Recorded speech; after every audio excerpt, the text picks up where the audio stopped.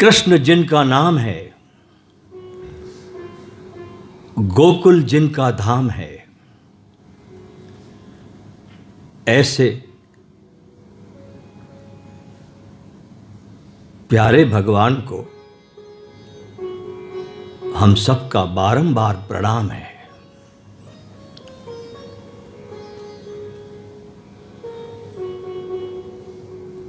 ऐसे श्री भगवान को बारंबार प्रणाम है।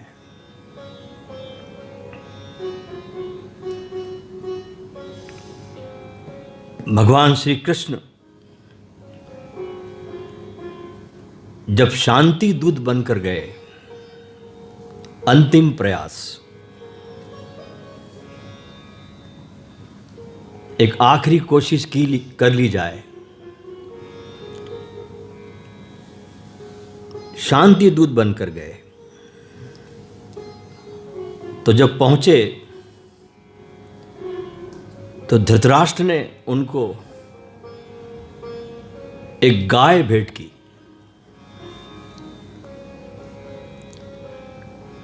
कभी हम देखते हैं ना, किसी दुकान पे हम कुछ खरीदारी करने जाते हैं तो जो बड़े बड़े जो दुकानदार होते हैं वे अक्सर ग्राहकों को सबसे पहले कुछ आप ठंडा लोगे, गर्म पियोगे, क्या लोगे? हमारे यहाँ की कचौरी बड़ी प्रसिद्ध है, आप जरूर खाइए। और वो आदमी मना नहीं करता और खाता है। अब साइकोलॉजिकल क्या फर्क पड़ जाता है कि जिस दुकान पे आपने कुछ उनका नमक खाया है तो अब वहां से बिना खरीदे आप निकल नहीं सकते। तो इस प्रकार धृतराष्ट्र ने कृष्ण को गायें भेंट की अपनी तरफ मिलाने के लिए, क्योंकि उनको पता था कि कृष्ण को गौ बहुत प्रिय है। वे ग्वाले रह चुके हैं, गायों को चराने का उनका काम था और उन्होंने भेंट की। दुर्योधन ने उन्हें अपने साथ भोजन का निमंत्रण दिया, लेकिन कृष्ण जानते थे कि इसके भीतर प्रेम नहीं है, ये ऊपर ऊपर कह रहा है।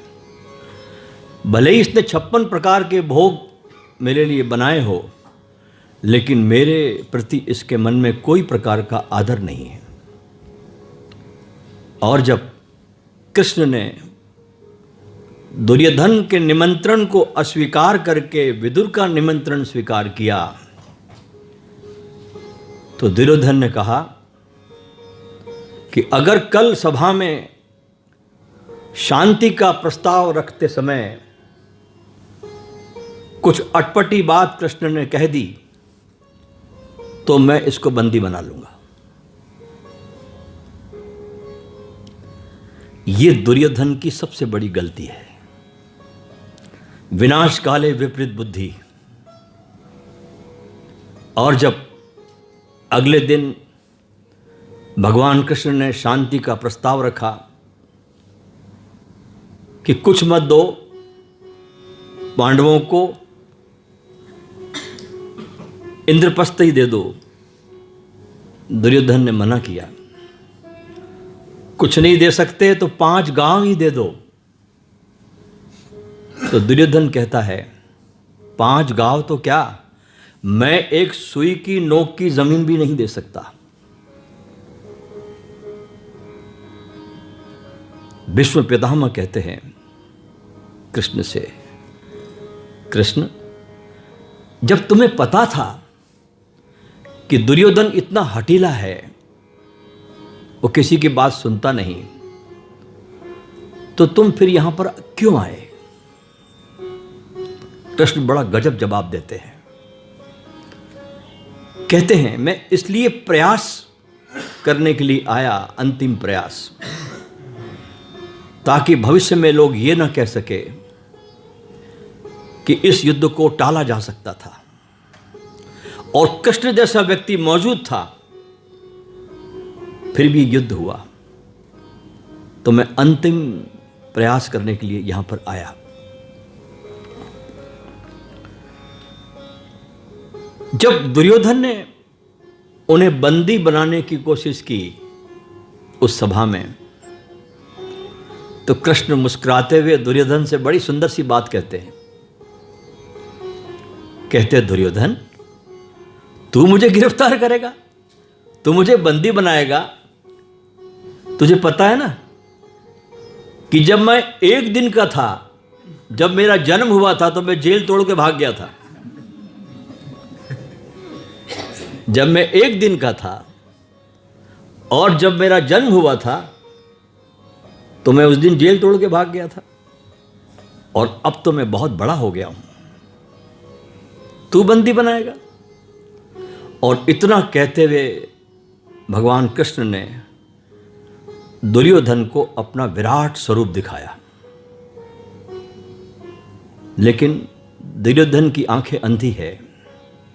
कहा जाता है कि दुर्योधन को जो भगवान कृष्ण ने अपना स्वरूप दिखाया उसे कहते हैं विराट दर्शन।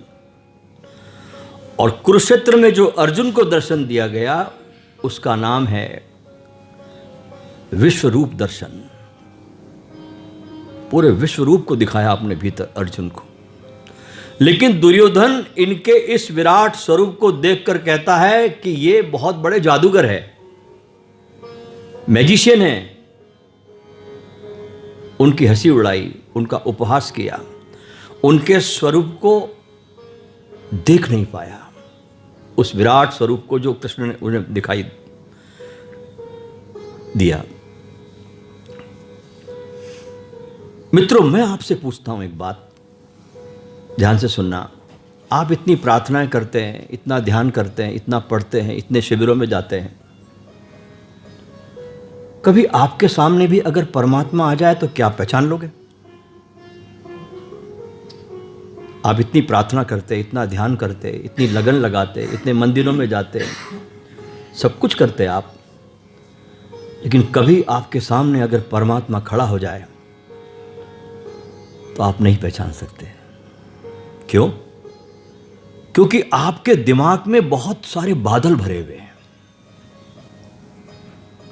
भूसा है आपके दिमाग में, कचरा भरा हुआ, राग का, द्वेष का, जलन का, ईर्ष्या का, दूसरों को नुकसान पहुंचाने का, घृणाओं का, न जाने कितने कितने बादल आपके भीतर है उस कचरे के। आप नहीं पहचान पाओगे, आपके पास वो क्षमता नहीं है पहचानने की।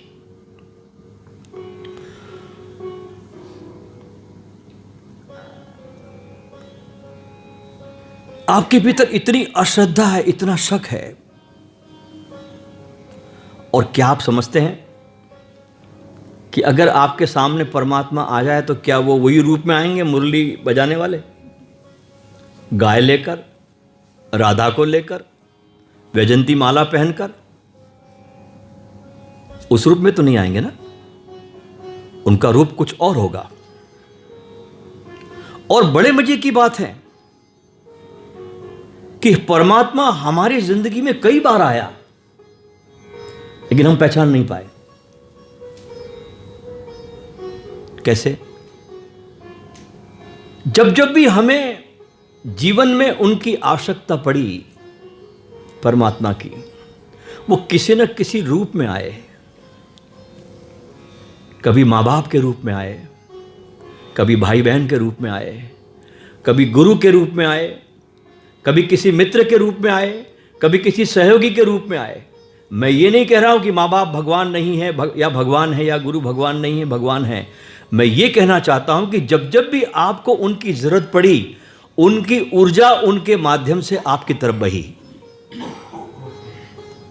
किसी मित्र ने आपको सहयोग दिया, किसी भाई ने बहन को सहयोग दिया, किसी पुत्र ने अपने पिता को सहयोग दिया, लेकिन उस समय जो ऊर्जा उसके भीतर से बही सहयोग करने की, वो ऊर्जा परमात्मा की थी। लेकिन हमारे पास उस समय देखने की आंख नहीं होती। जो भी सहयोग हमें मिलता है, जो भी हमारे लिए उस समय जरूरी था, हम उसको पहचान नहीं पाए। हम सदा मूर्तियों में, तस्वीरों में, मंदिरों में उनको ढूंढते रहे, और वो हमारे बीच में आए और टहल कर चले गए। हम उन्हें पहचान नहीं पाए। कृष्ण ऐसे हैं कि शांति दूत बनकर भी जा सकते हैं, जहां उनका अपमान होता है वहां भी हंस सकते हैं, और युद्ध के मैदान में लड़ाई के लिए भी तैयार हो जाते हैं। इसलिए कृष्ण का जो व्यक्तित्व है वो बड़ा विराट है। इसलिए कहा जाता है कि Krishna combination of everything, multi dimensional व्यक्तित्व है उनका। हर तरह का कॉम्बिनेशन आप उसमें पाओगे।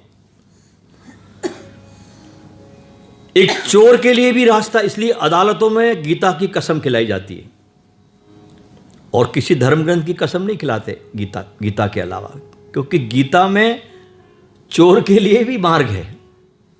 इतना विराट है कृष्ण का व्यक्तित्व।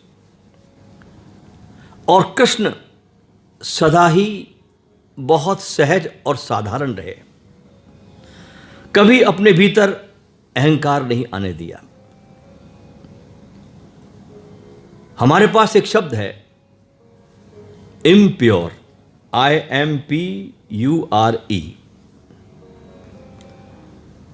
अगर हम इम्प्योर में से अगर IMP को निकाल दें तो क्या बचता है? प्योर।